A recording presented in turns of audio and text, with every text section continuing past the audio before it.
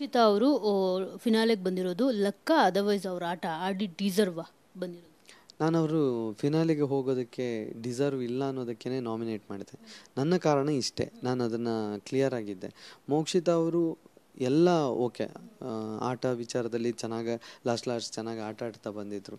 ನನಗೆ ಅವರು big boss ಆಟ ಅಂತ ಬಂದಾಗ ಅವರು ವೈಯಕ್ತಿಕ ಈ ಅಂದರೆ ಅದಕ್ಕೆ ಅವರೊಂದು ಯೂಸ್ ಮಾಡ್ತಾರೆ, ಸ್ವಾಭಿಮಾನ, ಅದು ನನ್ನ ಸ್ವಾಭಿಮಾನಕ್ಕೆ ಧಕ್ಕೆ ಬರುತ್ತೆ ಅಂತ.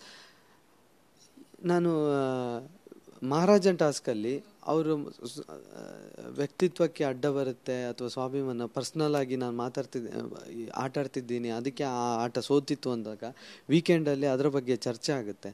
ಅದರ ನೆಕ್ಸ್ಟ್ ವೀಕಲ್ಲಿ ನಾನು ಕ್ಯಾಪ್ಟನ್ ಆಗಿದ್ದಾಗ ನಾನು ಕ್ಯಾಪ್ಟನ್ಸಿಯಿಂದ ಹಿಂದೆ ಸರಿದು ನಾನು ಅವ್ರಿಗೆ ಕ್ಯಾಪ್ಟನ್ಸಿಗೆ ಒಂದು ಅವಕಾಶ ಮಾಡಿಕೊಟ್ಟಾಗ ಅದಕ್ಕಾದ್ರೂ ಒಂದು ರೆಸ್ಪೆಕ್ಟ್ ಕೊಟ್ಟು ಅವರು ಕ್ಯಾಪ್ಟನ್ಸಿನ ಆಡಬೇಕಿತ್ತು. ಆದರೆ ಅವರು ಹೇಳ್ತಾರೆ ನಿಮಗೆ ಬಿಟ್ಕೊಡೋದಕ್ಕೆ ಯಾರು ಹೇಳಿದ್ದು ಅಂತ.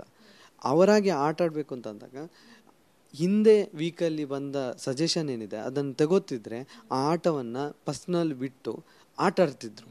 ಆ ಆಟ ಆಡದೇ ಇರೋ ಒಂದೇ ಒಂದು ರೀಸನ್ನು, ಮತ್ತು ಬಾಲ್ ಟಾಸ್ಕ್ ಅಂತ ಬಂದಾಗ ನಾನು ಕಿತ್ಕೊಳ್ಳಲ್ಲ, ಅದು ನನ್ನ ವ್ಯಕ್ತಿತ್ವ ಅಲ್ಲ ಅನ್ನೋದು ಹೇಳ್ತಾರಲ್ಲ, ಅದು ನನಗೆ ಸರಿ ಅನಿಸ್ಲಿಲ್ಲ. ಯಾವತ್ತಿದ್ರೂ ಆಟ ಅಂತ ಬಂದಾಗ ಅದು ಬಾಲ್ನ ಕಿತ್ಕೊಳ್ಳೋದಿರಲಿ, ಅದು ಟಾಸ್ಕ್ ಬುಕ್ಕಲ್ಲೇ ಇರುತ್ತೆ. ಹಾಗಾದರೆ BB ಪಾಯಿಂಟ್ಸಲ್ಲಿ ಕಳ್ಳತನ ಮಾಡೋದು ಇರುತ್ತೆ, ಅವನು ಕಳ್ಳತನ ಮಾಡ್ತಾನೆ ಅನ್ನೋದು ಅದು ನನ್ನ ವ್ಯಕ್ತಿತ್ವನ? ಈಗ ನಾನು ಆಟ ಆಡಬೇಕಾದ್ರೆ ಕಳ್ಳತನ ಮಾಡಲೇಬೇಕು, ಅದು ನನ್ನ ವ್ಯಕ್ತಿತ್ವ ಆಗುತ್ತಾ? ಇಲ್ಲ, ನಾನು ಆಟ ಆಡ್ತಿದ್ದೀನಿ, ಇದು ಆಟ ಅಂದಾಗ ಆಟ ಥರನೇ ನೋಡಬೇಕು.